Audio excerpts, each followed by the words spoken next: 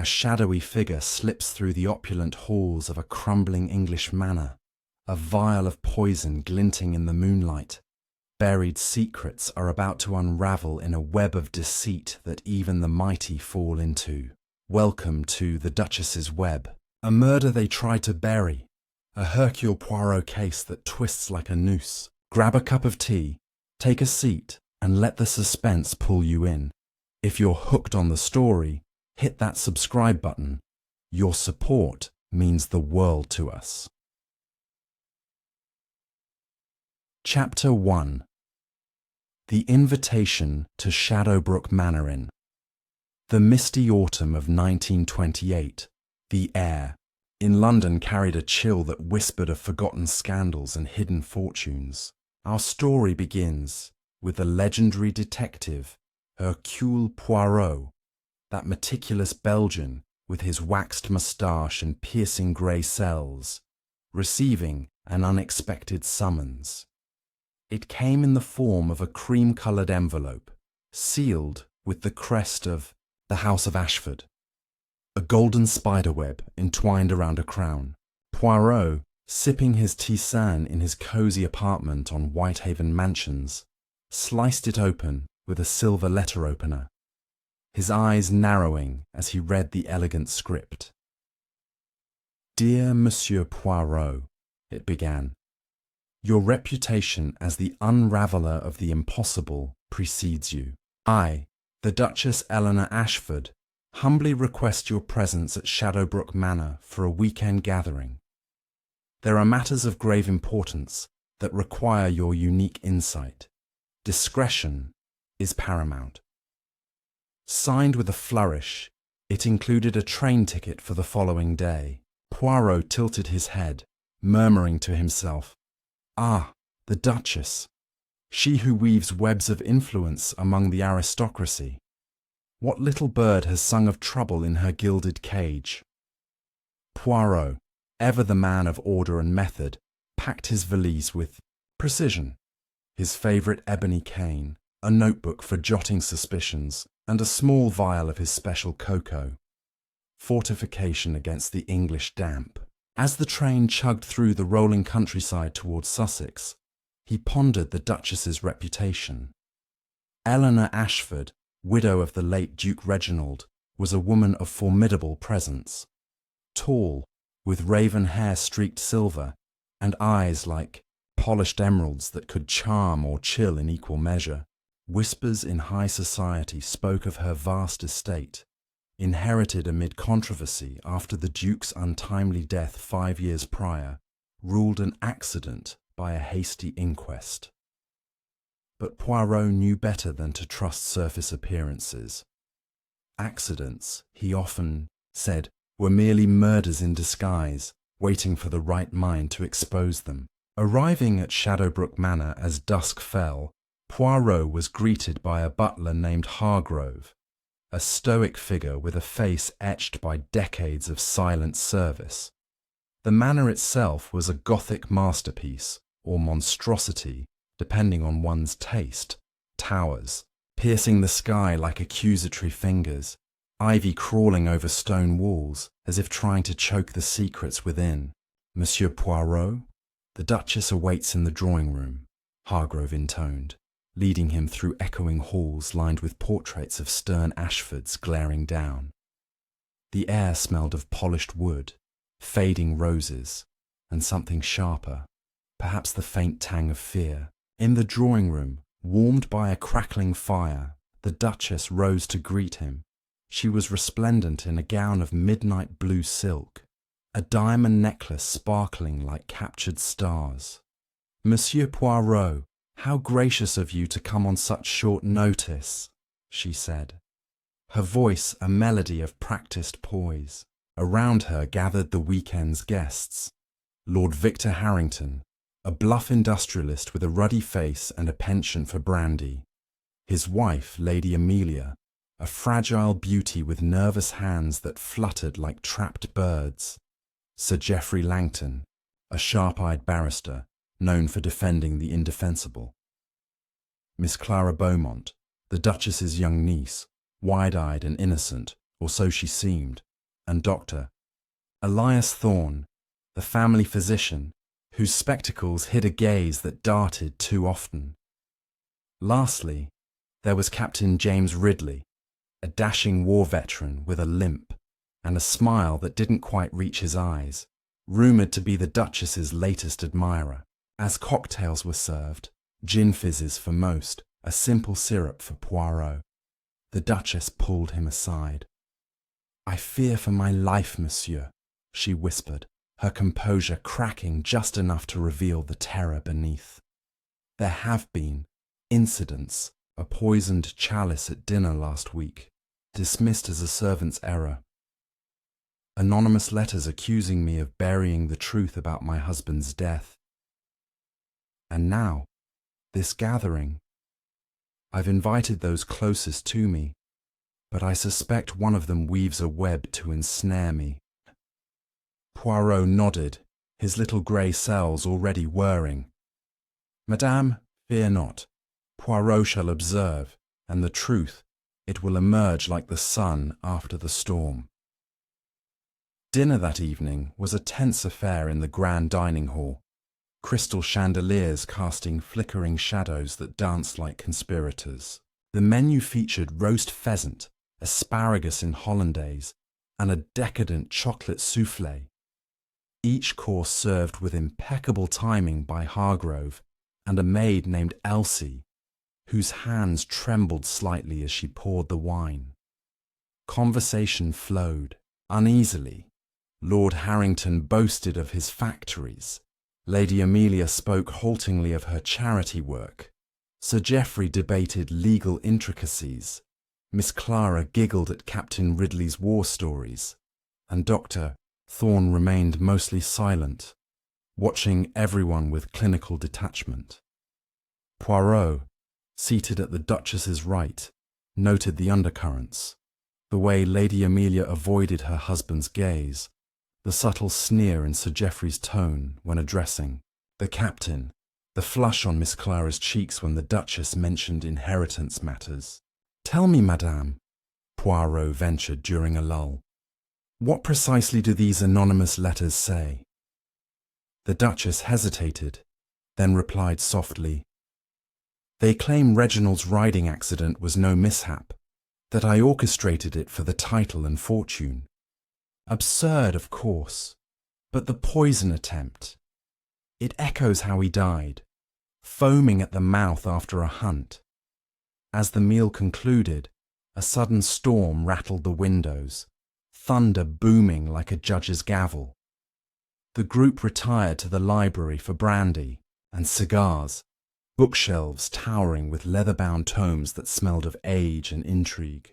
Poirot excused himself briefly, wandering the halls under pretense of admiring the art. In a dimly lit corridor, he overheard a hushed argument.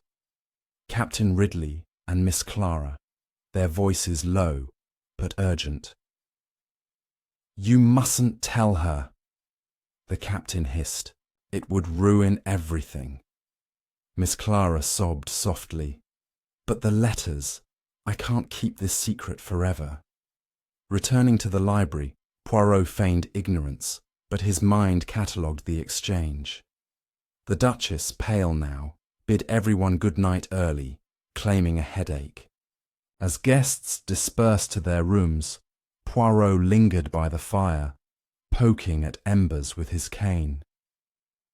"The web tightens," he muttered. Little did he know, the first thread would snap that very night. In the dead of hours, a scream pierced the manor, shrill and final, echoing from the Duchess's chambers. Poirot, ever alert, was first on the scene, bursting in to find her slumped over her dressing table, a spilled teacup beside her, foam at her lips. Dr. Thorne arrived moments later, pronouncing her dead. Poison, undoubtedly. The guests assembled in nightclothes, faces masks of shock or calculation. "Murder," Poirot declared, his voice steady, "and one among us has spun this deadly thread." As the police were summoned, delayed by the storm, Poirot began his methodical inspection. The teacup bore traces of a bitter almond scent. Cyanide. The door had been locked from inside, no signs of forced entry.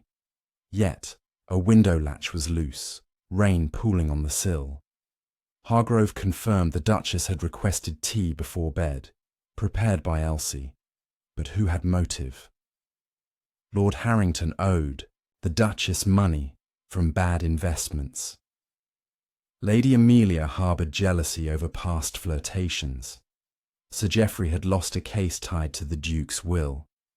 Miss Clara stood to inherit if the Duchess died childless. Captain Ridley whispered of a secret engagement. Dr. Thorne prescribed her medications, easily tampered. Poirot gathered them in the drawing-room at dawn, the storm subsiding to a grey drizzle. "Mes amis," he said, pacing with hands clasped behind his back. "This is no random act. The Duchess feared for her life, and rightly so. The poison mirrors her husband's death. A pattern, non? We must unravel the past to expose the present." He questioned each in turn. Harrington blustered denials. Amelia wept. Geoffrey deflected with legalese. Clara fidgeted. Ridley stiffened. Thorne adjusted his glasses nervously. By midday, as Inspector Japp arrived from Scotland Yard, grumbling about country roads, Poirot had uncovered a clue. A crumpled note in the Duchess's hand reading, "The web buries all. Reveal the truth or join Reginald." Identical to the anonymous letters. Fingerprints. Smudged. But Poirot's eyes gleamed. The paper matched stationery from the Manor's own desk, accessible to all. As the chapter draws to a close on this fateful first night, suspicions swirl like the Manor's fog. Who among these polished suspects hides a venomous heart? The Duchess's web has claimed her, but Poirot's grey cells are just awakening. Hold tight as we delve deeper into the alibis and secrets in the next chapter, where buried truths begin to surface. Chapter 2. Alibis in the attic dawn's grey light filtered through the Manor's leaded windows as Inspector Japp, Poirot's old friend from Scotland Yard, stomped into the drawing-room, shaking rain from his trench coat. "Blasted weather," he grumbled, eyeing the assembled suspects with a bulldog scowl. "Right, Poirot, what's this about a locked-room poison job? Sounds like one of your parlour tricks." Poirot, impeccable in a fresh suit despite the sleepless night, merely smiled thinly. "Mon ami, this is no trick. It is tragedy woven with cunning. But let us begin with the alibis. Time is the thread that binds the guilty." Japp barked orders, and Hargrove fetched a large oak clock from the hall to mark the timeline. The scream had sounded at 2:17 a.m., confirmed by the butler's pocket watch. First up was Lord Victor Harrington, who puffed on a cigar, sweat beading on his brow despite the chill. "I was in my room, dead to the world after that brandy. Wife can vouch. She was asleep too, but you know how wives are." Lady Amelia, wrapped in a shawl, nodded meekly, but her eyes darted to the floor. Poirot leaned in. "And your debts to the Duchess, my lord? Did they keep you awake? Perhaps plotting a way to collect without repayment?" Harrington blustered. "Preposterous! Business is business." Next, Sir Geoffrey Langton, adjusting his cravat with lawyerly precision. "I retired at 11, read briefs until 1, then slept like a babe. Door locked, key under pillow, habit from the courts." Poirot tapped his cane. "Briefs about the Duke's contested will, no? One you lost spectacularly. A grudge that festers." Geoffrey's lips thinned. "Speculation, monsieur. I deal in facts." Miss Clara Beaumont fidgeted with her lace handkerchief, her youthful face pale as porcelain. I was in bed by 10, Uncle Hercule. I mean, Monsieur Poirot. Couldn't sleep, so I wrote in my diary until the scream woke me." She produced a small leather book, pages filled with girlish script. Poirot flipped through it gently. "Ah, entries about a forbidden romance, mademoiselle, With the captain, perhaps, secrets that could unravel fortunes. Clara blushed crimson, whispering, "Please, it's nothing." Captain James Ridley stood ramrod straight, his limp more pronounced as he shifted weight. Slept soundly after checking the grounds at midnight. Old soldier's habit. Heard nothing until the commotion. Poirot's eyes narrowed. "Grounds in the storm, Capitaine. Near the Duchess's window, peut-être? With a ladder from the stables." Ridley met his gaze steadily. "Routine patrol. Nothing more." Dr. Elias Thorne polished his spectacles, voice clinical. "I was reviewing patient notes in my room until 2, then dozed off. The scream jolted me awake. I dressed quickest, as you saw." Poirot nodded. "Notes including the Duchess's prescriptions? Easy access to poisons in your black bag, Doctor?" Thorne's hand trembled slightly. "Medical supplies are locked, monsieur. Ethics forbid misuse." Servants followed. Hargrove claimed he prepared the tea at 1:45 a.m., delivered it himself, then retired to his quarters above the kitchens. "Door bolted, sir. I sleep light but heard no footsteps." Elsie the maid, tears streaming, swore she polished silver in the pantry until 1, then slept. "I wouldn't harm her ladyship. She was kind to me, da." With alibis sketched, Poirot proposed a search of the rooms, Jap grunting approval. They started with the Duchess's chambers, now a cordoned crime scene. The vanity drawer yielded a locked jewel box, forced open, revealing missing emeralds worth a fortune. "Theft as cover for murder," Jap mused. Poirot examined the teacup shards under a magnifying glass borrowed from Thorne. Cyanide crystals, fine as dust, added post-brewing, stirred in with care. Upstairs, Harrington's room reeked of cigars. A ledger hidden in his wardrobe showed loans from the Duchess totaling $50,000, marked urgent. Lady Amelia's vanity held faded love letters from the Duke, signed R. Sir Geoffrey's briefcase brimmed with legal pads scribbled, "Ashford Appeal, Poison Clause." Miss Clara's diary detailed midnight meetings with Ridley in the Rose Garden. "He promises marriage, but Aunt mustn't know, or the will changes." Ridley's military trunk concealed a vial of white powder. Laudanum for his pain, he claimed. Thorne's bag indeed locked, but a spare key jingled in his waistcoat pocket. Hargrove's quarters were Spartan, save a faded photo of the Duke. Elsie's held a locket with the Duchess's miniature mid-morning brought breakfast in strained silence. Kidney pie and toast ignored by most. Poirot sipped coffee, announcing, "Now we reconstruct the tea delivery."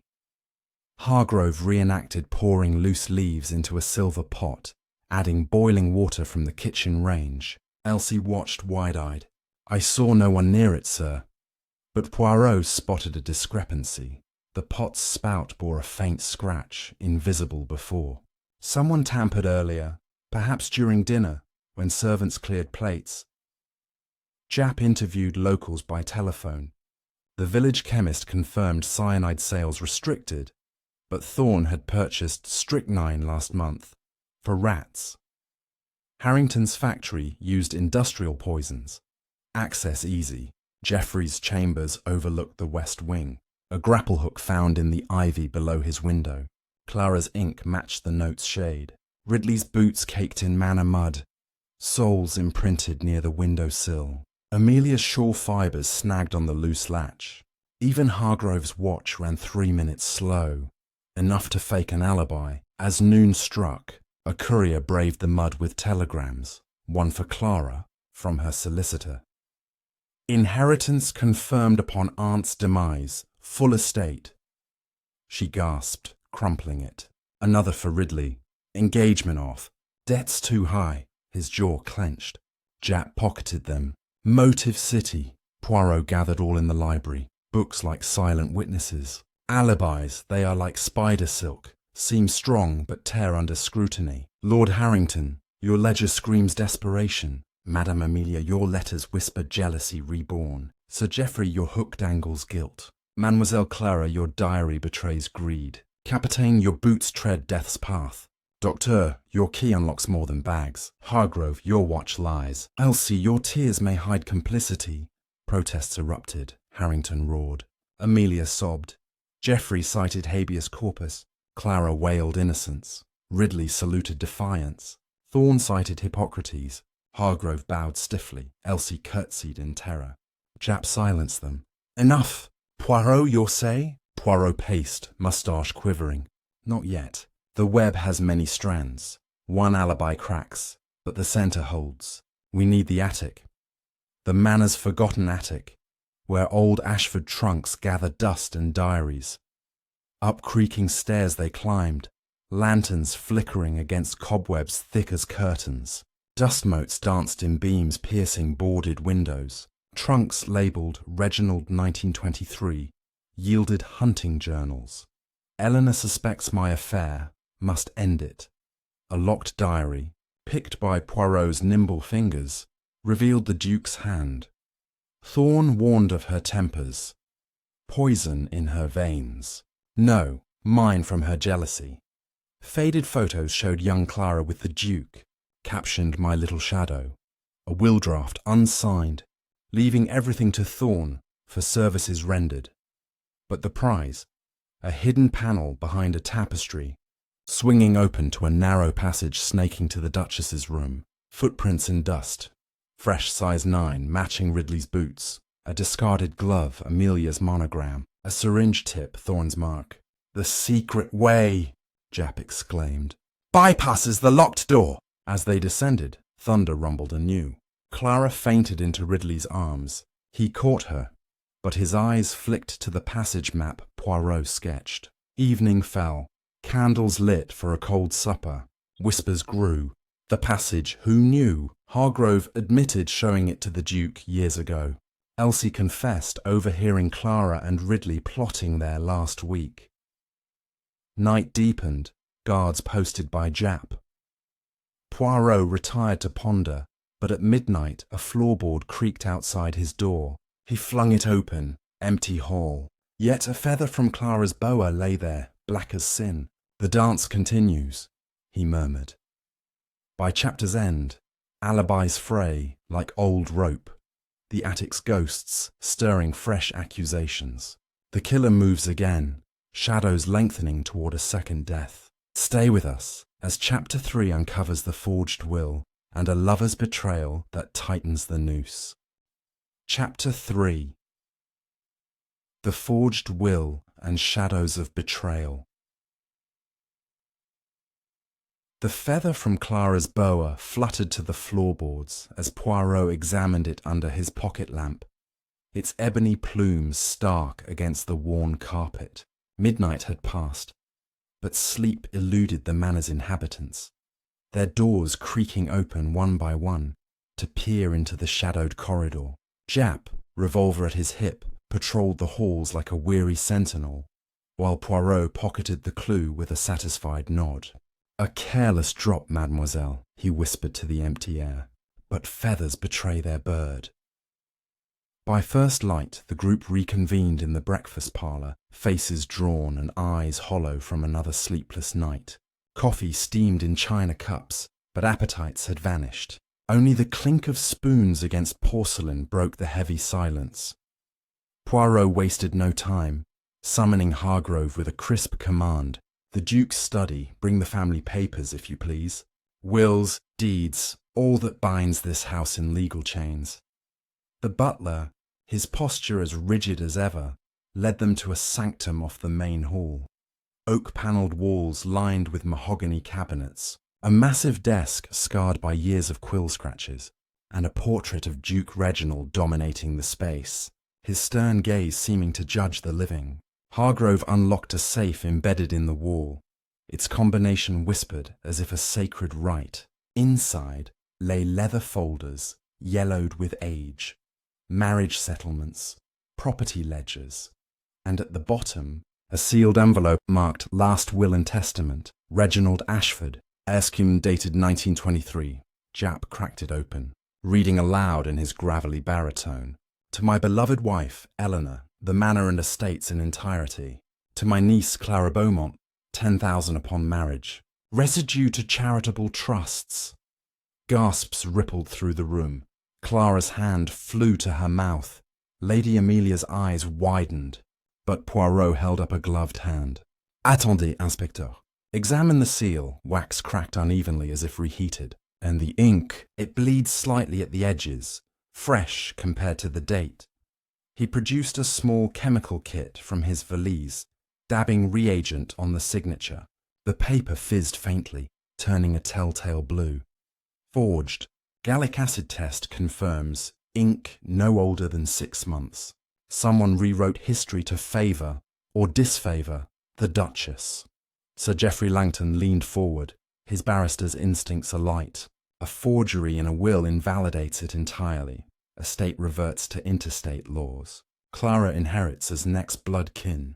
Clara shrank back, protesting. I knew nothing. Aunt was to change it for me anyway, she promised. Captain Ridley placed a protective arm around her, but Poirot's gaze pierced them both. Promised, you say? Or coerced? Diaries from the attic spoke of little shadow. The Duke's fondness for you, mademoiselle. Perhaps more than avuncular. The revelation ignited a firestorm. Lord Harrington slammed his fist on the desk. That witch deserved it. She bled me dry with those loans. Now the estate's free for the taking. Lady Amelia, voice quavering, confessed. Reginald. He wrote me letters of love before the marriage. Eleanor stole him. Perhaps I wished her gone, but murder? Never. Dr. Thorne adjusted his spectacles, murmuring. The Duke consulted me about a new will in 27, leaving me the East Wing for my research. He died before signing. Eleanor burned the draft, I suspect. Hargrove cleared his throat. Begging pardon, sirs, but the Duchess kept her own copy in the safe, updated last year.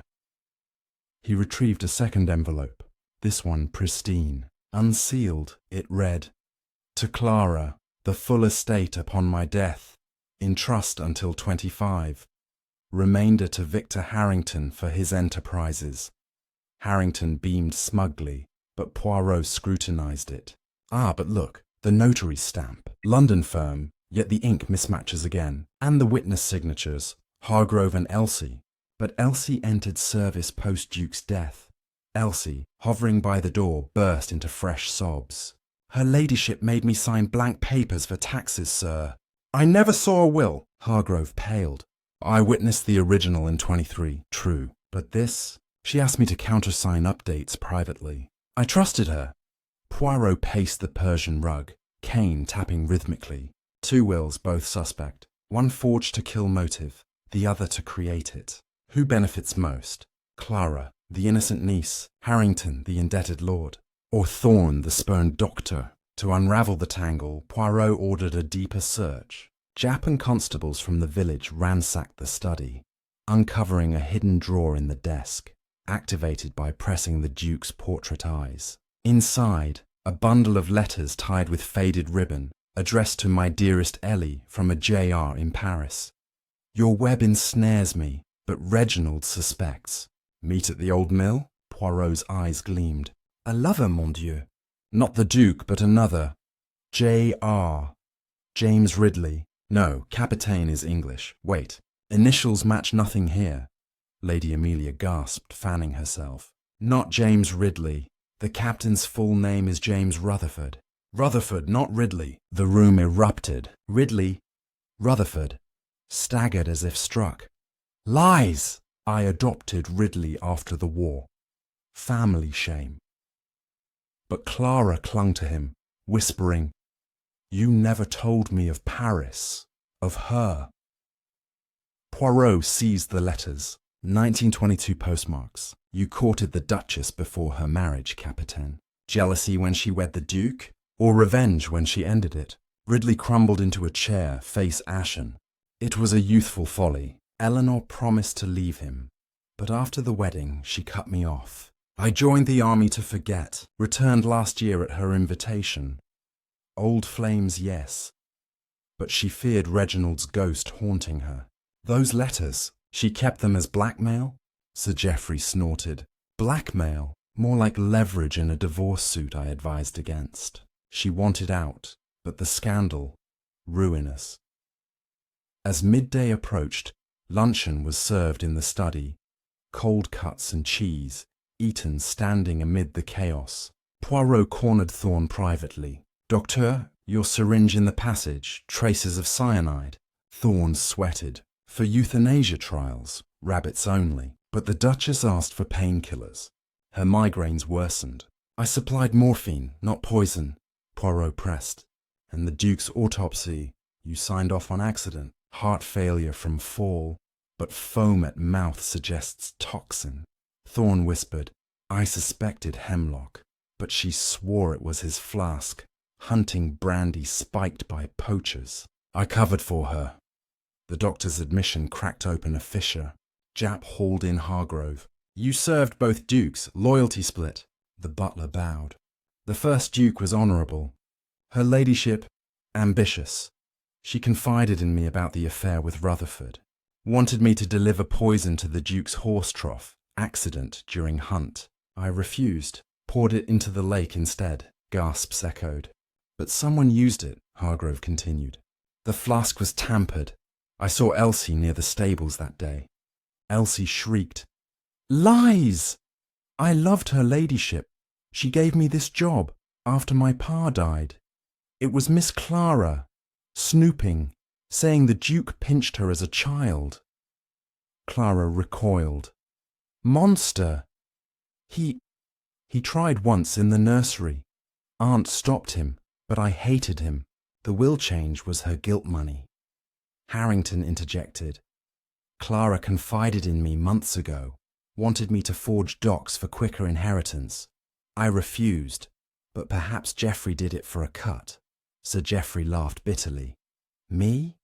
I drafted the real update." Duchess paid handsomely to cut Clara out entirely after catching her with Rutherford in the gardens. "No fortune for harlots," she said. The barrister produced a carbon copy from his briefcase, dated last week, leaving all to charities, witnesses, Jap-verified outsiders. She planned to announce it tonight, disinheriting everyone here. Chaos reigned as accusations flew like daggers. Ridley lunged at Geoffrey. Jap separated them. Amelia fainted into Thorne's arms, who revived her with salts. Poirot silenced the din with a sharp clap. "Enough! The forged will points to desperation. Clara to secure her share. Harrington to erase debts. Geoffrey to bury his failure. But the lover's betrayal? Rutherford, you rekindled with the Duchess, yet courted Clara for the fortune. Double game, eh?" Ridley hung his head. "She, Eleanor, promised marriage after the old will surfaced. Clara was a distraction till I learned of the new one. I argued with her last night in the passage, begged her to change back. She refused, slapped me.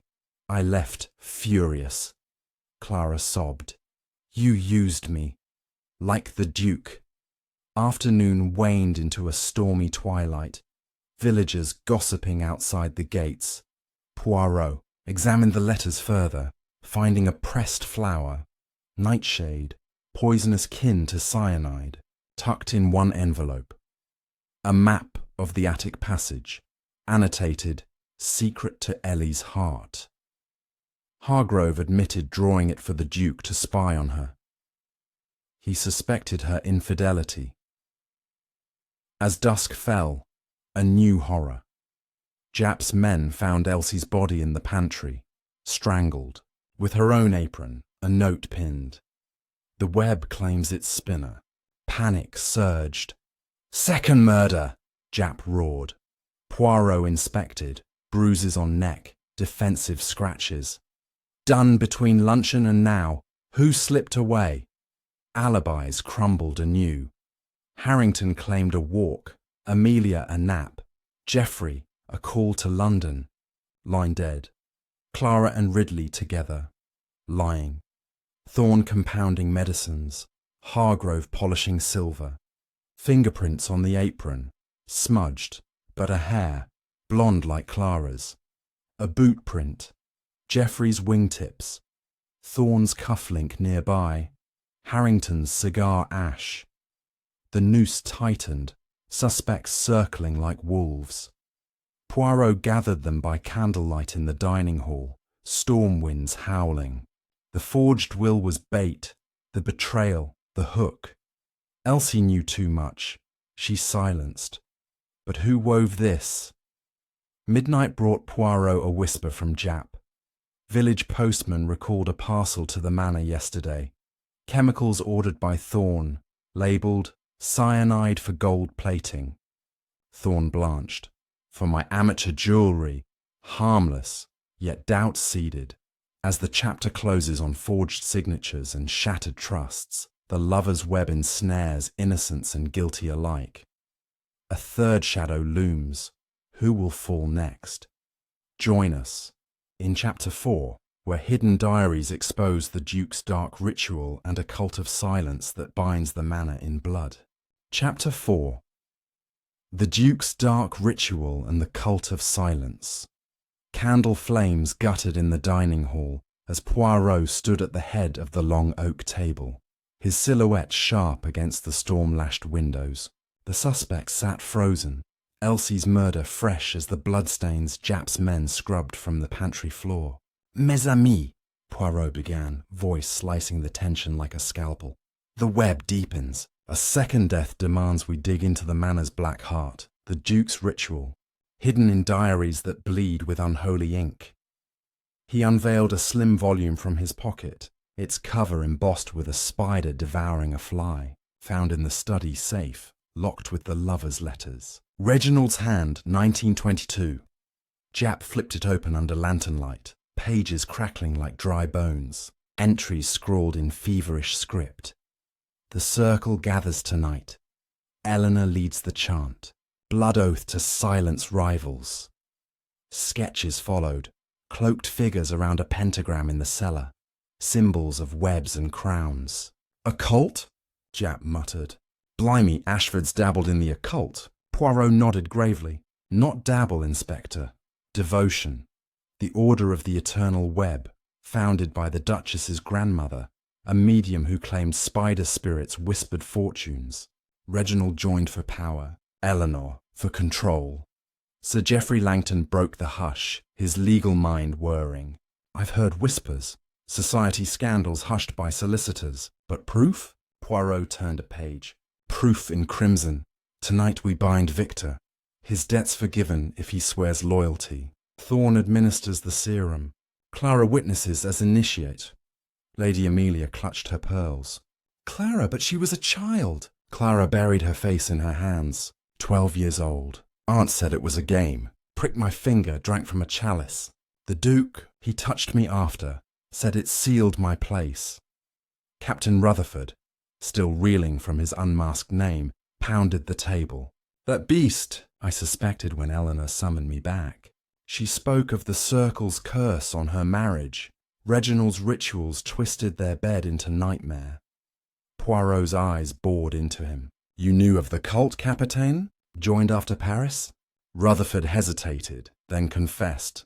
"Eleanor initiated me last month in the Rose Garden altar. Cloak, dagger, vows of silence. She promised the fortune if I killed Reginald's ghost." Her paranoia. "But I refused poison," she raged. Harrington guffawed, though his eyes darted. "Rubbish. I attended one rite. Debts erased, yes. But no murder. Thorne's serum. Laudanum dreams, nothing more." Dr. Thorne rose, voice steady as steel. "Medical fact. The serum was my formula. Hallucinogen from nightshade and opium. Prescribed for Reginald's nerves. But the circle perverted it. Visions of spiders devouring traitors. I attended to heal, not harm." To expose the cult's grip, Poirot led the descent to the cellars, Jap's torch cutting through musty gloom. Stone steps spiraled down, walls etched with web motifs glowing faintly under blacklight from Poirot's kit. The air thickened with mould and incense residue. At the bottom, a vaulted chamber. Altar of black marble stained dark. Chalices ringed a silver spider idol, its legs clutching a crystal skull. "The oracle," Hargrove intoned, trailing behind. Her ladyship consulted it nightly. Jap pried open a pedestal drawer. robes in scarlet silk, daggers with curved blades, a ledger of oaths. Names leaped out: Reginald Eleanor, Victor Harrington, 1924, Elias Thorne, 1925, Geoffrey Langton, 1926, for a lost case, even young Clara, 1927. Amelia's name absent. I refused, she whispered. Reginald forced me once, drugged wine. I fled, but he branded my arm. She rolled her sleeve. A faint spider tattoo scarred over. Ridley's face drained of colour. Eleanor's mark on me, too. Thigh, from initiation. He bared the scar. Clara whimpered, lifting her skirt hem. Identical. All of us bound, Poirot murmured. Silence enforced by fear or death. Hargrove nodded. 3 servants vanished after rites. Cook in 25, groom in 27, blamed on accidents. Midnight struck as they surfaced. The group shattered. Supper, bread and broth, passed in whispers. Poirot cornered Geoffrey alone in the butler's pantry. Your oath, monsieur. What secret did you confess to join? The barrister sweated. A bribery scandal, covered by the Circle's funds. They own me, Poirot pressed. And Elsie's murder? She served wine at rites. Saw too much? Geoffrey paled. I argued with her today, begged silence. But I swear no hands on her neck. Dawn brought a grim discovery. Thorne's quarters ransacked, his serum vials smashed. A Colt dagger plunged into his mattress. Message clear. Someone silences the healer, Jap growled. Thorne barricaded himself, babbling. The ritual tomorrow, full moon. Eleanor planned to name me high priest. Now she's gone, they think I betrayed. Poirot examined the dagger. Hilt engraved VH, Harrington's initials. Harrington denied it hotly. Stolen from the altar weeks ago. Framed. The detective orchestrated a mock ritual in the dining hall to flush the killer. Guests in borrowed robes. Chalice of tisane. Recite your oaths, Poirot commanded. Harrington boomed his debt vow. Geoffrey his legal pact. Clara her childish pledge. Ridley his lover's bond. Amelia her refusal curse. Thorne chanted medical incantations. Hargrove served as acolyte. Tensions peaked at the blood prick. A needle dipped in beet juice. Clara flinched first, knocking the chalice. Red liquid splashed Ridley's robe. Chaos erupted. Accusations flew. You spilled to mimic poison, Ridley shouted at Clara. She countered. Your dagger threatens Thorne. Jap restrained fists. Poirot halted it, revealing a hidden camera, his own Leica, rigged in a vase. Photographs capture lies. See, during chant, Geoffrey slipped a note under the tablecloth to Amelia. The image showed it. Meat cellar, midnight. And this, Geoffrey sputtered. Warning! The killer targets you next. Amelia trembled. He confessed love, said he'd protect me from the Circle. Poirot smiled thinly. Or lure you to slaughter. Afternoon storm cleared to eerie calm. Villagers reported lights in the tower. Cult signals. Jap posted archers. No, archers. Wait. Archers at windows. Evening unveiled a trap. The real full moon ritual site in the chapel annex. Altar reset by unseen hands. Poirot lured them there with a forged summons. Circle convenes, or die. One by one they arrived. Harrington first, dagger in hand, Clara clutching a robe, Ridley limping with a lantern, Geoffrey arguing with Amelia, Thorne carrying vials, Hargrove locking doors behind. In the flickering torchlight, Poirot emerged from shadows. The killer reveals now! A figure lunged. Hargrove. No, from the rafters.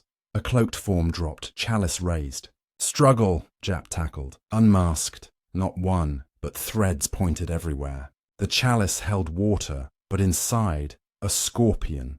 Live, stinging the attacker's hand. Screams. It was Clara, glove burned off, revealing fresh tattoo ink.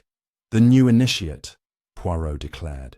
You killed Elsie to bury her witness of your Duke abuses. Forged will for greed, poisoned aunt to claim all. Clara collapsed, laughing madly. The Circle demands blood. Uncle touched me. Ritual right. Aunt covered it, but I lead now. Confessions tumbled.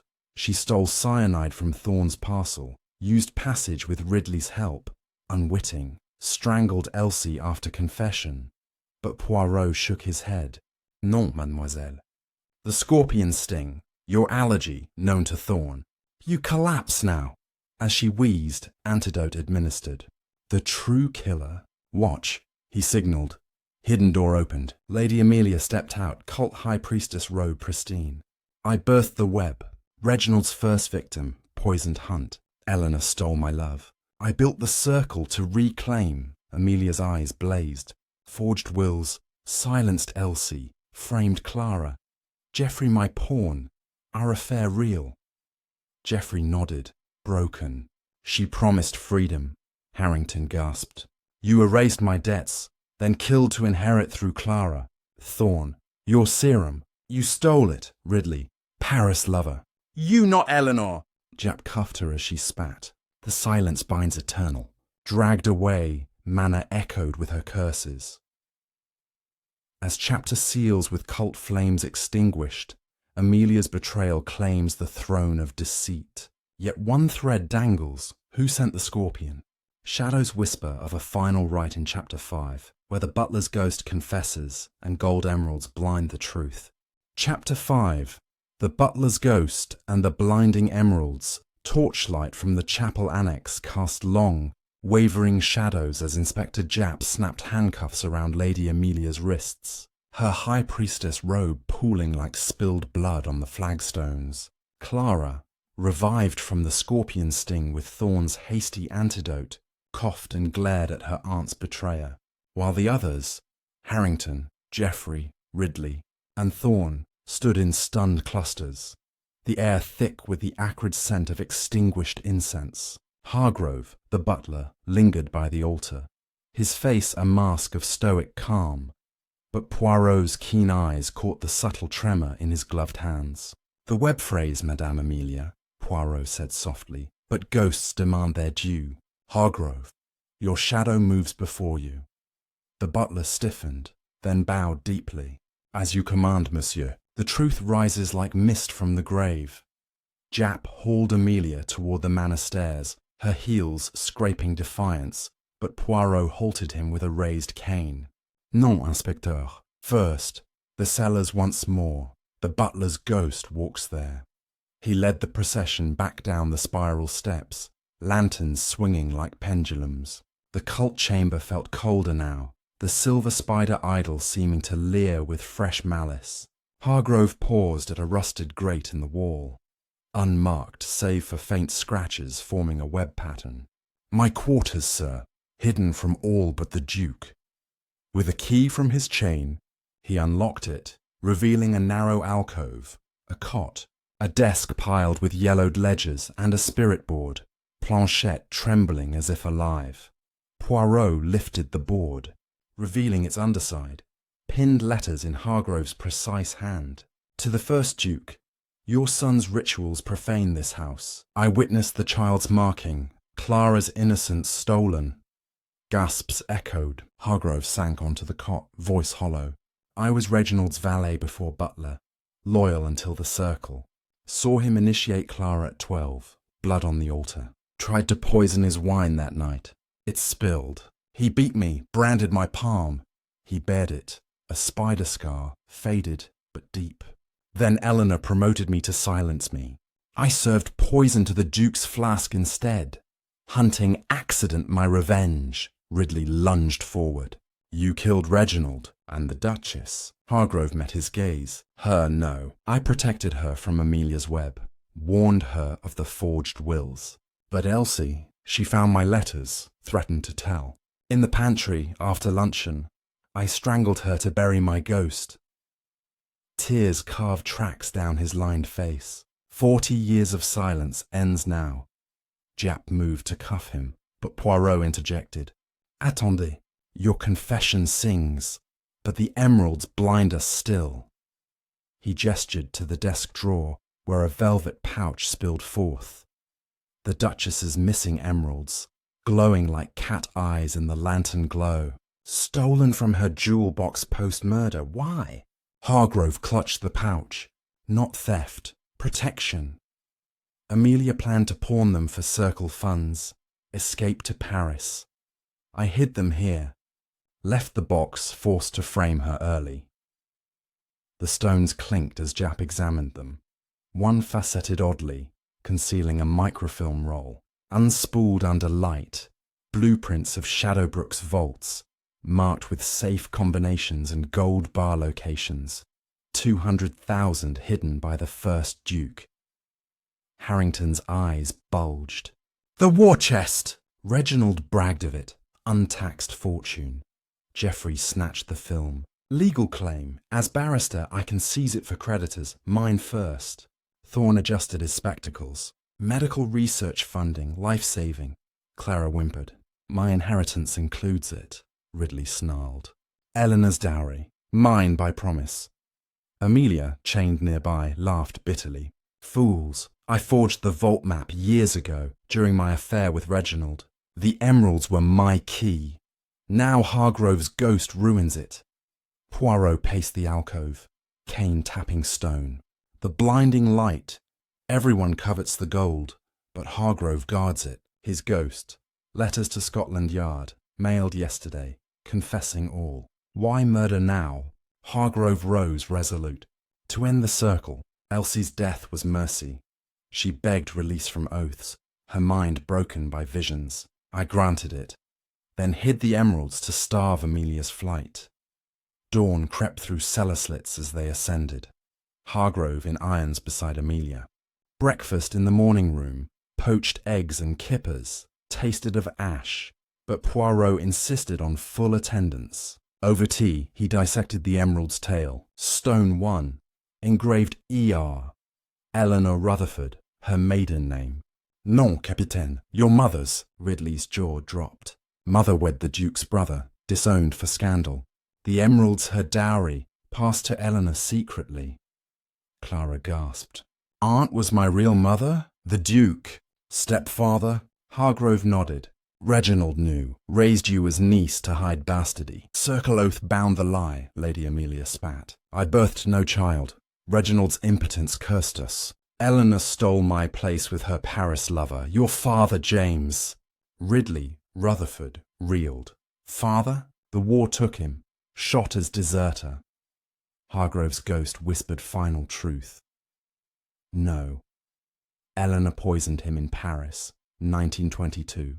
Your inheritance threat. I have proof. Vile residue in my desk, labelled J.R. Farewell. Chaos erupted anew. Ridley drew a hidden knife from his boot. Colt dagger. Murderous! He slashed at Amelia, but Japp wrestled him down. Geoffrey shouted, Assault! I prosecute! Harrington bellowed, The gold's mine. Debt's paid. Thorne slipped a vial from his pocket. Laudanum overdose. Poirot disarmed him with a swift cane hook. Clara fainted. Emeralds spilling across the tablecloth like verdant blood. Mid-morning, Japp's constables sealed the vaults. Gold bars gleamed in torchlight, stamped 1914, enough to shatter fortunes. But one bar hollow. Inside, Reginald's suicide note. The circle consumes me. Amelia's potions, Eleanor's lies. I end it myself. Forgive Clara, my shame, gasps. Suicide? Not murder. Thorne examined. Hemlock self-ingested. Foam matches. I misread the autopsy. Guilt blinded me. Poirot gathered them in the sunlit conservatory, vines framing suspects like prisoners. The web unravels. Reginald killed himself. Guilt over Clara's ritual abuse. Eleanor covered as murder to claim sympathy. Forged wills for control. Amelia built circle revenge, poisoned attempts on Eleanor. Hargrove avenged Duke with Elsie's mercy kill. But the Duchess's death? Cyanide in tea, not Hargrove. He revealed a final emerald facet, etched coordinates to a garden shed. There, under floorboards, a woman's glove. Thorne's wife's, long dead. Doctor, your secret. Wife poisoned by Circle serum overdose 1925. You joined for revenge, supplied cyanide from your parcel. Not rats, but justice. Thorne collapsed. Eleanor laughed at her death. Webb claims the week. I tampered the tea via passage after Hargrove delivered. Emeralds. Bait to draw you all. Confessions cascaded. Thorn the poisoner, Amelia the forger, Hargrove the strangler, Ridley the lover, plotting disinheritance. Geoffrey drafted escape papers for a fee. Harrington funded poisons via factory.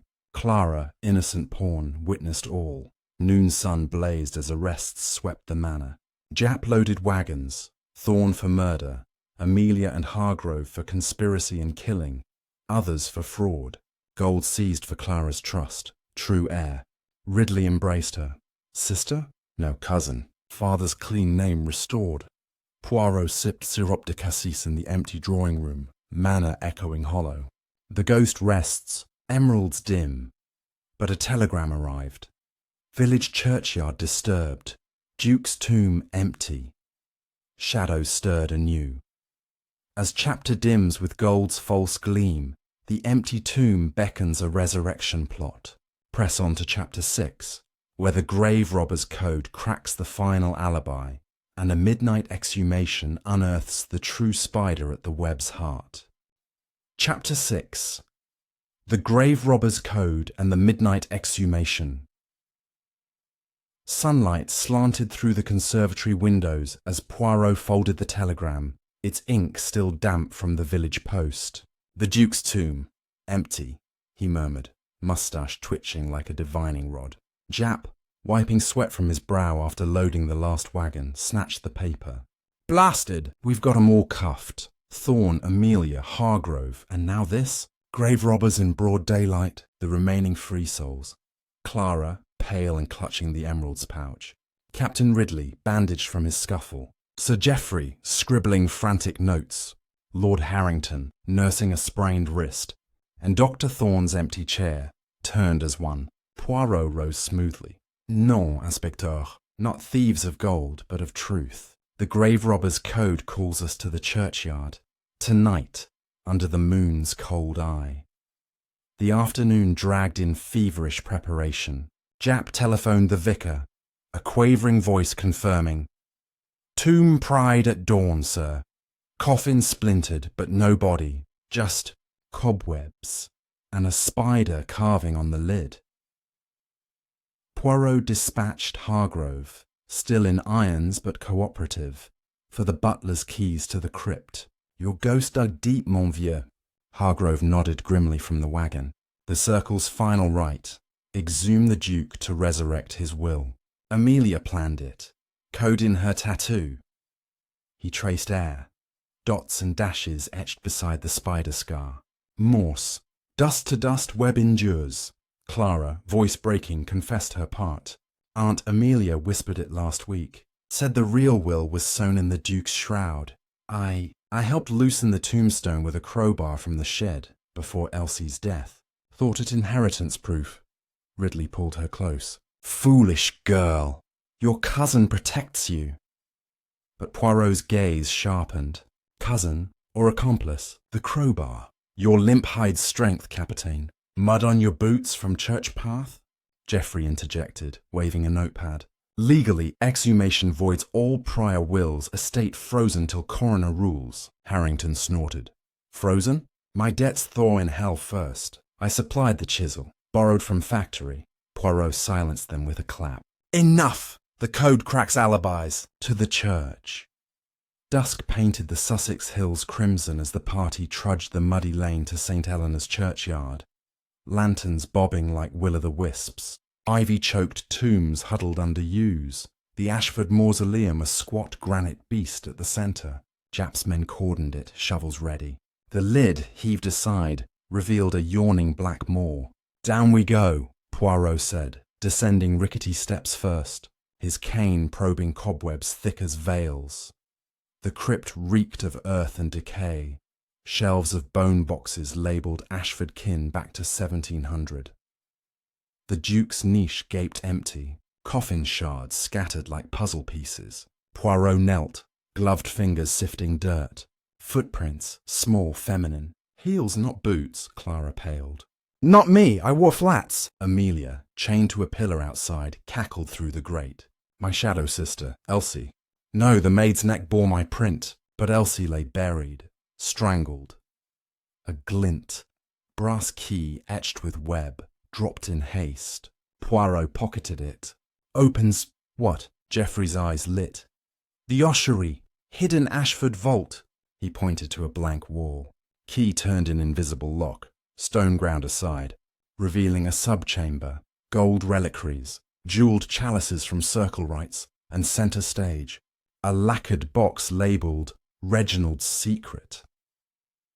Inside, not a will, but a phonograph cylinder, dusty and intact. Jap cranked the machine, needle scratching to life. The Duke's voice, tinny and tormented. October 1923. The circle breaks me. Eleanor's poison in my veins, slow for the hunt. Amelia's lover, not mine, Clara. Forgive my touch in ritual madness. Will, alter her, true daughter. Hide this! Hargrove knows. Static hissed, then a woman's scream. Eleanor's? Followed by splintering wood. Silence. Gasps ricocheted. Clara sank against Ridley. Daughter, father was. The Duke?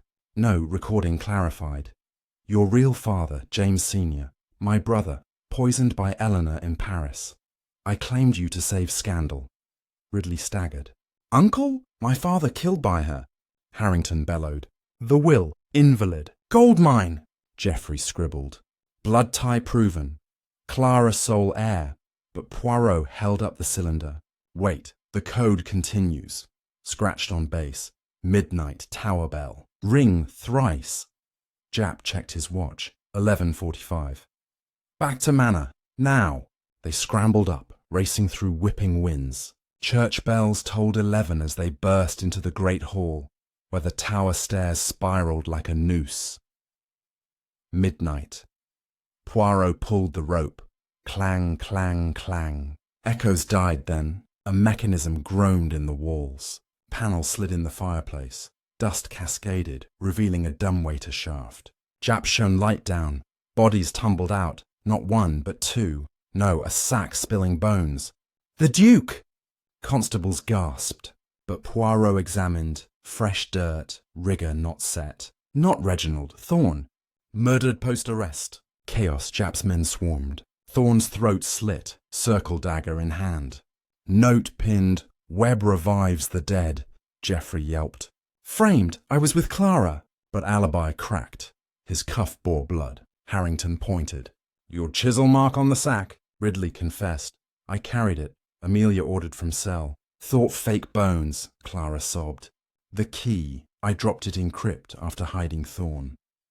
Interrogations flew in the hall, fire roaring. Amelia, dragged in, smirked. Thorne silenced. Knew my Paris poison recipe. Hargrove fetched bones from ossuary. Geoffrey slit throat for fee. Hargrove, from wagon, shouted assent. But Poirot paced.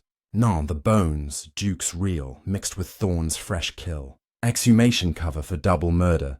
He summoned the phonograph to tower. Rewound, played again. Hidden layer. Faint Morse tapped under voice. Poirot decoded. Killer.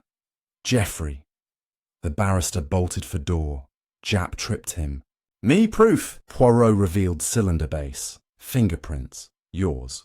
You scratched code. Hid Thorne in shaft after slitting him in study.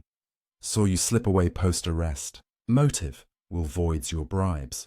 Gold funds your escape. Geoffrey crumbled. Circle owned me. Debts to them, not Harrington. Slit Thorne to steal serum formula. Hid Duke's bones to fake resurrection. Claim Vault as lost heir lawyer. Clara gasped. You forged my parentage papers. Yes, blood test rigged with Thorne's help. Dawn broke as confessions sealed. Jap cuffed Geoffrey beside Amelia and Hargrove. Clara, heir confirmed, embraced Ridley. Uncle now. Harrington, debts paid from Gold Slice, slunk off. Manor quieted. Constables hauling bodies. Poirot sipped tisane by window, watching sun gild the web-cracked panes. The code cracked, grave refilled. But a raven tapped glass, beak holding feather. Black, from Clara's boa. One thread lingers, he whispered. As chapter buries the dead with midnight's toll, the raven's feather hints at innocence feigned.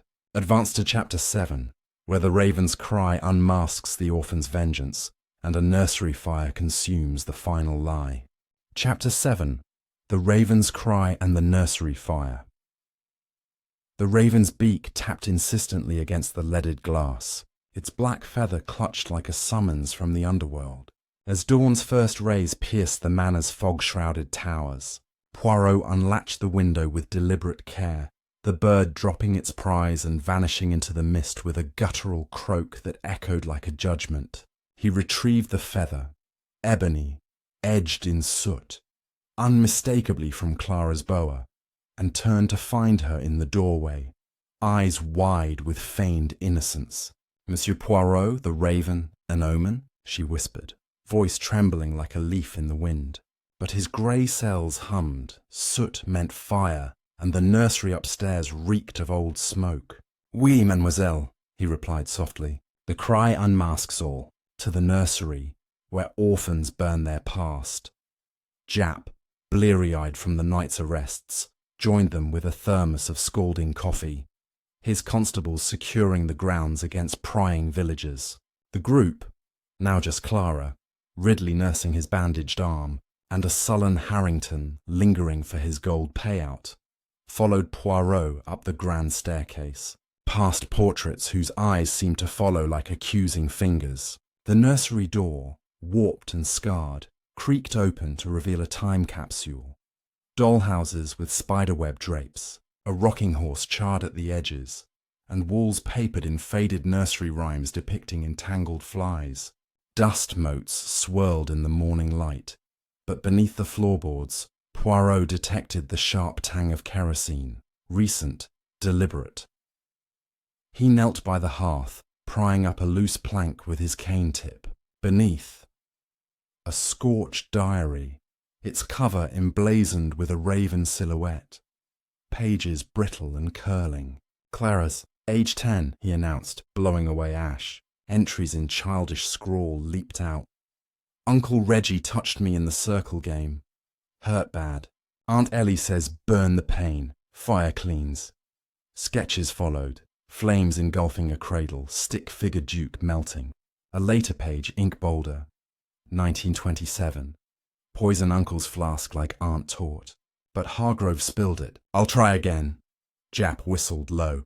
The orphan's vengeance started young. Clara backed against the wall, hands wringing her skirt. Stories, nightmares from rituals. But Ridley, her newly revealed uncle, paled, pulling away. "Clara, you never said. The Duke, your stepfather, abused you?" She nodded, tears spilling. "He called it web binding."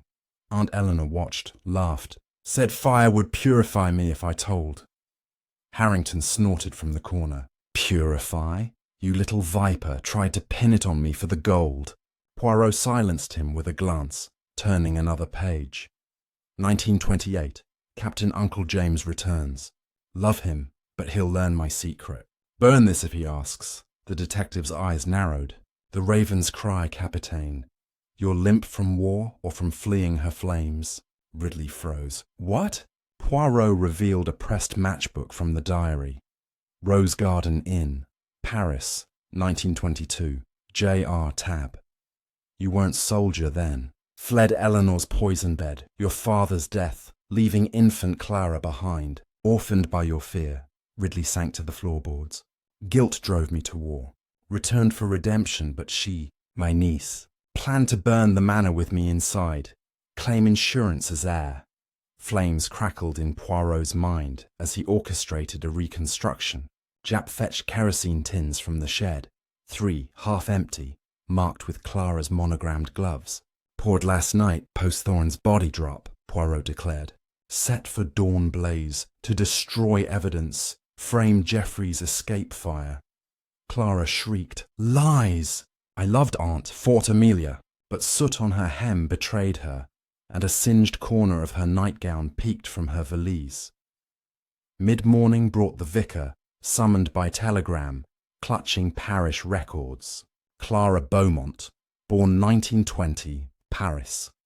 "Father, James Rutherford Sr., deceased. Mother, Eleanor Ashford, unmarried. Gasps filled the nursery.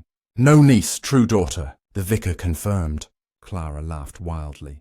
Yes! Bastard child, hidden. Duke wed her for title, abused me to break her spirit. I poisoned his flask, Hargrove failed me. Then Aunt's tea, my birthright. Ridley recoiled. Monster! I courted you for love, blind to blood. Harrington lunged, grabbing a poker from the hearth. She promised me half the gold, forged my name on vault deeds. Jap wrestled him down, but not before Clara snatched a lantern, smashing it at the curtains. Flames whooshed up, real fire now, devouring wallpaper in greedy tongues. Burn the web, she screamed, barricading the door with the rocking horse. Smoke billowed, choking the air. Poirot smashed a window with his cane, shards raining like ice. Out now! Constables hauled Ridley and Harrington through. Jap kicking the door splintered. Outside, hoses from the village doused the blaze, but the nursery gutted. Diary ashes swirling skyward like raven wings. Clara, coughing black phlegm, spat at Poirot. You unravel nothing, the orphan rises from fire. But handcuffs clicked, her confession pouring. Elsie saw me pour kerosene yesterday, strangled her in pantry. Thorn? I slit him in crypt, hid with Duke's bones for resurrection show. Geoffrey? Bribed to scratch cylinder code. Then I burned his notes. Amelia? Her cult fueled my hate. I led it after her arrest. Ridley bandaged anew, wept. My brother's child. Avenger turned killer. Harrington bellowed from irons. She wired my factory poisons. Cyanide supply. Geoffrey, dragged from hiding in the stables, nodded brokenly. Drafted her fake alibis for a cut. Fire my exit plan. Even the vicar paled. She confessed orphan sins in booth. Absolution denied. Noon sun baked the sodden manor as Clara was loaded into Jap's motorcar, her raven hairpin glinting defiantly. The cry echoes eternal, she hurled back. Poirot watched, unmoved. Non, mademoiselle. Ashes silence all. The gold vault sealed for court. Harrington's debts settled meagerly. Ridley exiled to redeem in silence. Afternoon tea in the salvaged drawing room. Cracked cups, cold scones, tasted of victory's ash.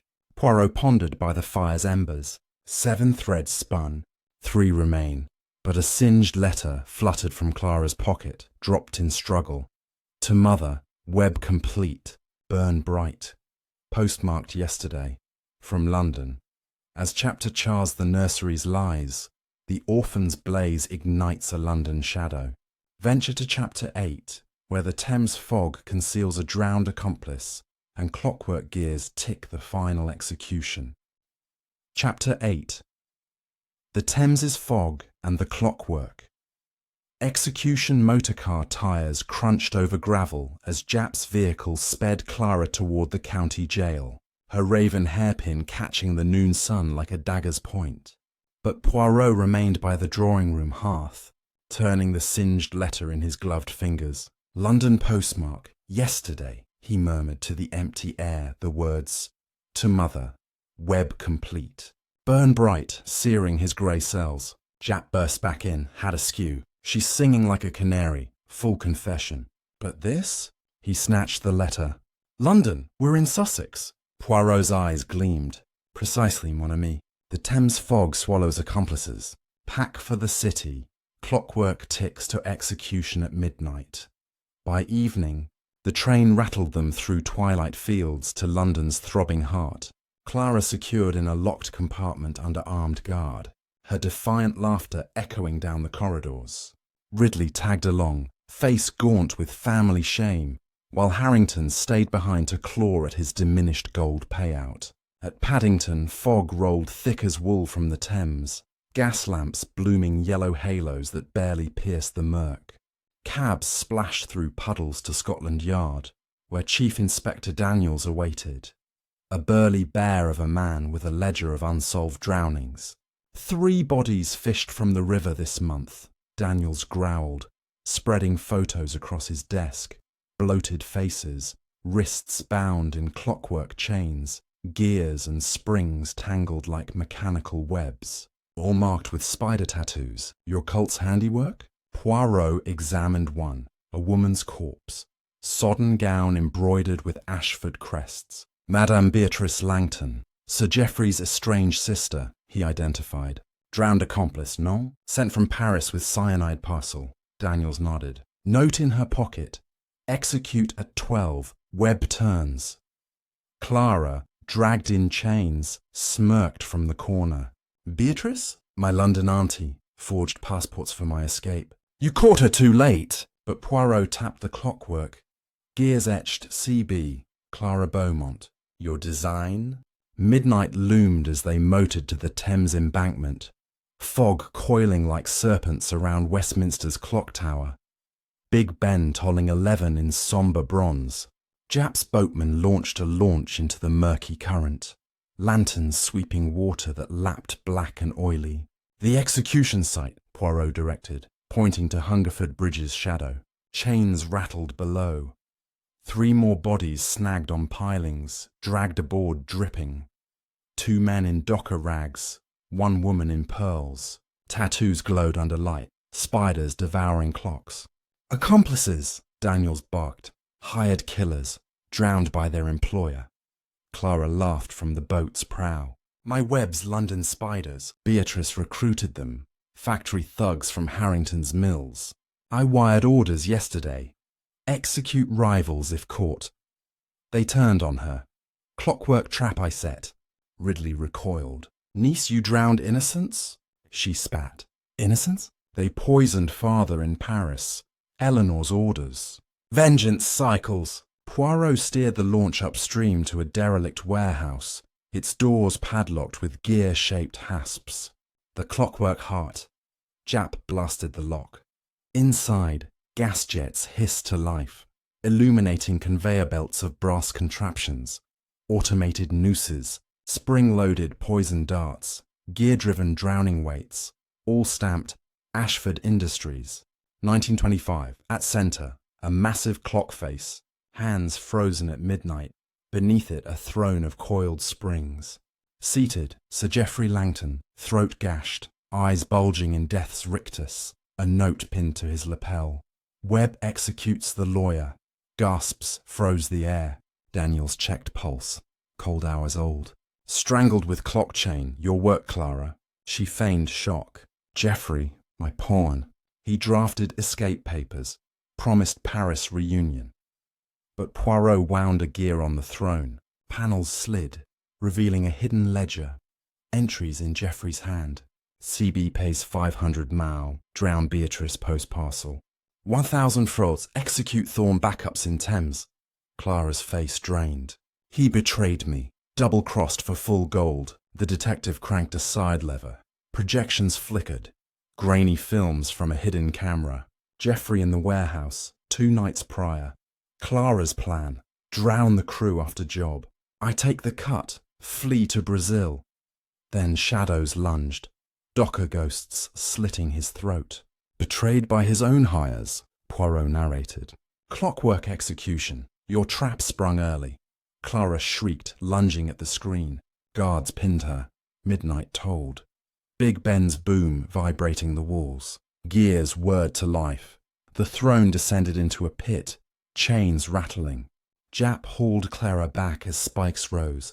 Poison-tipped, ready for a victim. Her end? Daniels asked. Poirot halted the mechanism with his cane. Non, evidence only. But look, the film spool end. Another accomplice. Grainy face emerged. Lord Harrington, bribing the dockers. Double the pay, drown Geoffrey too. Clara's goldmine. Dawn crept foggy fingers through warehouse slits as arrests cascaded. Daniels' men raided Harrington's London flat. Gold bars stacked. Clockwork blueprints scattered. Hauled in irons, Harrington blustered. Business. Clara's orders. Execute loose ends. Ridley punched him. Jap separated. Clara confessed wildly. Harrington funded my Thames web. Drowned Beatrice to silence Paris link. Geoffrey slit her. I wired the rest. Interrogations. Lit the yard till noon. Clara's full net. London orphans like her, recruited from workhouses, tattooed and drowned post-job. Web orphans avenge, she raved. But Poirot cornered Ridley privately. Capitaine, your war limp, faked. You rowed Beatrice's boat, held her under, Ridley crumbled. Guilt. She knew I abandoned Clara's birth, drowned her to bury it. Handcuffs clicked. Fourth arrest. Afternoon fog thinned to drizzle as bodies tallied. 8 drowned, Webb severed. Clara loaded for trial, screaming oaths. Harrington and Ridley to cells. Geoffrey's corpse to morgue. Poirot sipped tisane by the Thames, watching barges glide. Clockwork stops. But a gear washed ashore, tiny, etched, final turn, Paris. As chapter drowns the fog-bound killers, the Paris gear spins toward expatriate shadows. Sail to chapter 9, where Eiffel Tower lights reveal the midwife's poison vial, and a cafe confession seals the bastard's throne. Chapter 9. The Eiffel Tower lights and the midwife's poison vial, the tiny gear, slick with Thames mud, glinted under Poirot's magnifying glass in the dim light of the Scotland Yard interrogation room. Its etching. Final turn, Paris. A siren call across the channel. Clara's trial loomed, but her web stretched further. Japp, nursing a bandaged jaw from Ridley's punch, slammed his fist on the desk. Paris again? That viper's got tentacles everywhere. Poirot nodded, pocketing the gear. Oui, mon ami. The Eiffel Tower lights guide us to the source. The midwife who birthed the bastard's throne. Midnight train. Eau de Cologne for the crossing. By dusk, they boarded the boat train from Victoria, Clara's screams fading behind bars as foghorns mourned their departure. The Channel ferry churned through ink-black waves, Poirot pacing the deck with a velvet pouch of clues. The gear, a torn Paris cafe napkin from Beatrice's pocket, meet midwife L 10 p.m., and a faded birth certificate stub, Clara Eleanor Rutherford, delivered 1920 by Madame Louise Duval, Rue des Roses. Japp shivered in the spray. Midwife, tied to Eleanor's Paris poison. Poirot's moustache curled. The vial's cradle. She attended James Sr.'s death, accident, overdose. Now, accomplice in Clara's escape plot. Dawn broke over Calais as they sped by rail to Gare du Nord. Paris awakening in golden haze. Cabs rattled over cobblestones to the 18th arrondissement. Montmartre's winding alleys alive with accordion wails and café chatter. The Rue des Roses hid a crumbling pension. Its sign faded. Madame Duval, accoucheuse. But the door hung ajar. Rooms stripped bare save for a spider embroidery half finished on a table. Dust motes danced in sunbeams. Poirot lifted a floorboard. Beneath, a locked iron box, key matching the gear's teeth. Click. Inside, poison vials labelled cyanure, JS 1920, hemoglobin R, 1823, and a fresh one. Pour CB fuite. Japp whistled. Midwife's arsenal. She supplied Clara's cyanide, from Paris to Sussex. A neighbour, wizened baker Madame Petit, peered from her doorway. Louise? Fled last night. Eiffel Tower Cafe. Whispered of final birth. Tower lights signal her. Poirot's eyes lit. The cafe confession. To the Champ de Mars. Dusk falls. They motored south. Paris unfolding. Seine bridges arched like silver webs. Notre Dame's gargoyles leering approval. The Eiffel Tower loomed, iron lattice piercing the sky, its summit beacon pulsing like a heartbeat. At its base, Café des Fleurs buzzed. Tourists sipping Pernod, lovers entwined. But Poirot scanned shadows.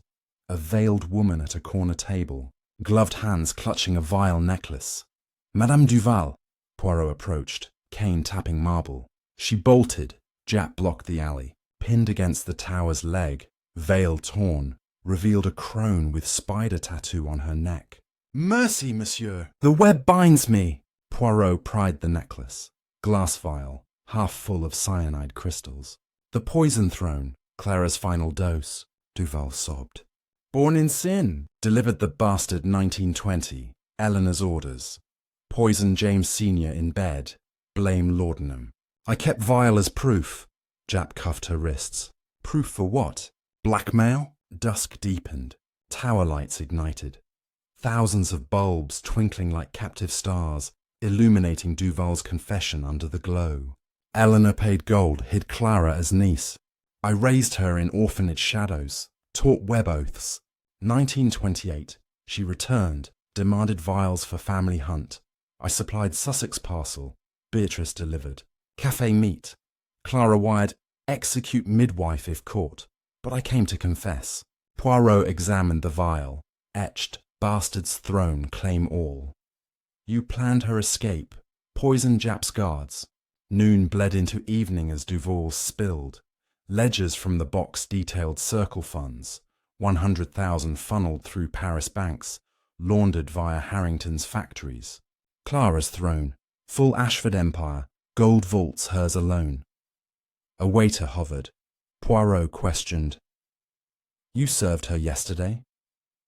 The man nodded, producing a crumpled napkin. CB to LD, burn Paris if web snaps. But ink smudged. Hidden message under UV lamp from Poirot's kit. Midwife dies tonight, Tower Summit. Gasps cut the cafe hum. Jap radioed gendarmes. Summit ascent, now. Elevators whirred upward. Wind whipping coats as they reached the top platform. 300 meters above the city lights. Paris sprawled like a jeweled web below. Seine a silver thread. But the summit empty. Save a noose of iron cable dangling from the antenna, baited with the iron box. Trap! Duval shrieked. Gears ground, cable yanked. Jap dove, snaring her as platform tilted. Poirot clung to railing, spotting a shadow fleeing stairs. Cloaked figure, limping. Chase spiraled down, endless iron steps clanging. At base, floodlights pinned the fugitive. Not Duval, but Beatrice Langton's twin sister Margot, maid in Eleanor's Paris household, tattooed accomplice. I drowned Beatrice for Clara, now silence the midwife. She lunged with a stiletto. Jap wrestled her down. Vial shattered in struggle. Cyanide mist burned eyes. Duval coughed antidote from her pouch. Midnight confession in a Montmartre cell. I fell lights winking farewell. Margot raved. Clara's orders. Poison Duval post-vial handoff. I rigged tower noose. Your arrival early. Duval wept. I birthed the monster. Forgive. Ledgers seized. Clara's Paris account. $50,000 withdrawn yesterday. For Brazilian flight. Bank manager hauled. Signed CB. But witness. A nun. Dawn gilded the tower as gendarmes raided a left bank convent. The nun. Clara's orphanage matron, complicit in early poisons. Confessed. Wired Harrington. Final gold transfer. But Poirot cornered the true throne. Duval's box held a locket. Clara's baby photo. Back engraved, mother's vial, drink for power. Self-poison, Jap puzzled. Duval nodded. Her endgame. Trial suicide, martyr web. Inherit from grave. Noon sun baked Paris as extraditions flew. Duval and Margot to London. Clara's cell searched. Vial hidden in mattress labelled Bastard's Throne. She smirked at Poirot's visit. Midwife's gift. I'll drink, rise legend. But he palmed it, replacing with sugar. Non. Truth poisons you enough. Afternoon train home, Seine fading. Poirot sipped syrup by window. 10 strands. One remains. But a convent postscript arrived. Nun's suicide note. Webb's heart. The first bastard. Hidden in Sussex nursery. As chapter claims the Eiffel vial under tower blaze, the hidden bastard crawls from nursery ashes. Return to chapter 10, where the manor's final dawn unmasks the true Duchess, and Poirot's grey cells weave eternal justice. Chapter 10. The manor's final dawn and the true Duchess. Unveiled. The train whistle pierced the Sussex dawn like a scalpel through fog as Poirot and Jap disembarked at the rural station. The singed nursery letter from Clara, now joined by the midwife's locket and the Eiffel vial, its sugar crystals mocking her thwarted suicide. Clara's cell vial had been swapped, her trial set for noon, but the convent nun's suicide note burned in Poirot's pocket. Webb's heart. The first bastard. Hidden in Sussex nursery, Shadowbrook Manor loomed ahead, its towers skeletal against the rising sun. Constables patrolling the scorched grounds where Clara's fire had left black scars. "The final dawn, mon ami," Poirot murmured, cane tapping gravel. "All threads converge. The true Duchess rises from ashes." Harrington waited at the gates, face florid with impatience, gold payout clutched like a talisman. "Trials today, my debt's cleared." "Clara's hanged fortune mine?" Jap shoved him aside. "Sit tight, lordship." Ridley lingered by the stables, eyes hollow, whispering prayers for his tainted bloodline. Inside the drawing room, salvaged finery gleamed under morning light. The Duke's phonograph cylinder, attic diaries, forged wills, and the emerald's microfilm spread like a dissected corpse on the table.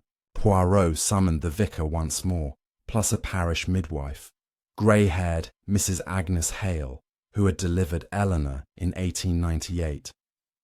"You attended the Ashfords," Poirot stated. "Speak the nursery truth." Hale trembled, clutching her apron. "The first bastard, not Clara." Eleanor birthed twins in Paris, 1920, Clara and Elise. Identical, but Elise marked with a raven birthmark on her neck. "Eleanor poisoned James Sr., hid Elise in my Sussex orphanage, swapped identities. Clara raised as heir. Elise as orphan Beaumont Ward." Gasps rippled. Ridley staggered. "Twin? My father's other daughter." Hale nodded. "Elise returned last year as Elsie the maid. Infiltrated to claim throne." Jap's jaw dropped. "Elsie? Strangled in pantry, Clara's work." Poirot shook his head. "Non, self-defense. Watch." He cranked the phonograph, not the Duke's cylinder, but a hidden second one from the nursery ashes, recovered by constables. Needle scratched. Elsie's voice, recorded secretly on a borrowed gramophone. October 1928. "Sister Clara knows me now. Raven Mark betrayed. She poured cyanide in Aunt's tea. I swapped cups in passage, saved her, but Clara strangled me to silence. Web turns on itself. Static, then Clara's hiss. 'Bastard twin! Throne's mine!' Harrington bellowed. 'Twins? Double inheritance, mine either way.' But Poirot revealed the locket's photo. 2 infants, one with raven mark. Elsie. The true Duchess. Elise Ashford Rutherford, firstborn by minutes. Clara the impostor, orphan vengeance from switched cradles. Ridley wept. 'My daughters,' both poisoned by Eleanor's lies. Mid-morning brought the exhumation team to the nursery ruins, shovels biting charred earth where Clara had poured kerosene. Beneath floorboards, Elsie's true grave, shallow and unmarked, body intact save strangulation bruises. Coroner confirmed, no cyanide in system, victim, not killer. Hale identified, raven mark, yes, Elise. Jap radioed the jail. Clara, imposter, hold trial. But Poirot's telegram had preempted. Guards found her cell empty, vial drunk, real cyanide this time. Foam at lips, suicide note. Webb claims the false throne. Chaos reigned as wagons raced to London courthouse. Harrington ranted en route. I knew. Funded Clara's switch, 20,000 to orphanage for silence. Poisoned Beatrice, Geoffrey's sister, to bury Paris records. Ridley confessed beside him. Drowned Beatrice myself. Guilt for abandoning twins. Courted Clara thinking sole heir. Geoffrey's corpse, exhumed from Thames, yielded a sewn will in his coat. To Elise, all Clara nothing. Amelia from her cell screamed via telephone, I birthed no one! Orchestrated twin switch for Reginald, impotent so Eleanor's bastards his heirs. Circle funded orphanage cover. Noon trial erupted in Old Bailey. Judge hammered gavel amid flashing bulbs. Poirot took stand, unveiling every thread in meticulous order. The web's architect, Duchess Eleanor, 1898, poisoned her own mother for title, per Hale's testimony. 1920, Paris. Birthed twins by James Sr. Poisoned him with Duval's vial to claim Ashford dowry. Hid Elise, Elsie in Sussex. Raised Clara as niece.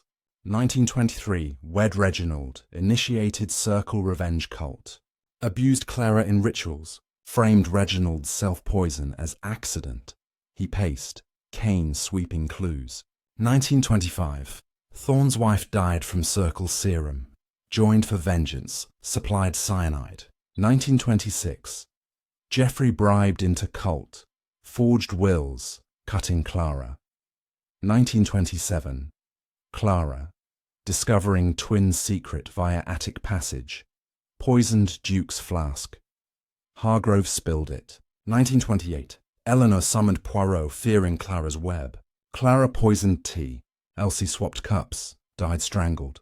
Amelia forged vault map. Harrington funded Thames drownings. Ridley killed Beatrice. Geoffrey executed by hires. Duval supplied Paris vials. Margot rigged Eiffel trap. Emerald spilled across bench. Microfilm decoded. True will in Reginald's hand. Sewn in Thorne's coat by Elsie pre-death. To daughters Elise and Clara, equal shares. Circle dissolved. Gold bars tallied. $200,000 split. Clara's half forfeit to Crown. Elise's to charitable trust per her maid's hidden codicil, found in locket. Debts. Harrington bankrupted. Factory seized. Amelia and Hargrove, life for conspiracy. Thorne, cleared, compensated. Geoffrey, posthumous fraud charge on estate. Judge ruled. Elise Ashford Rutherford, true Duchess, posthumous exoneration. Clara, imposter murderer, suicide justice. Ridley, sole survivor of bloodline, renounced title. Exile for redemption. Afternoon waned. Poirot addressed the hushed courtroom, then YouTube audience via newsreel camera. Mes amis, the Duchess's web unravelled. Every lie buried. From shadowy vial to Eiffel lights, grey cells prevailed. If this tale gripped you, subscribe, comment your favourite twist below. Your support means the world to us. Order restored. Sunset gilded Shadowbrook as Poirot departed. Manor auctioned for orphans. Japp clasped his shoulder. Case closed? Poirot smiled. Toujours, but webs weave eternal. Au revoir. Final fade. Raven soars free over empty tomb, web dissolved in dawn's light.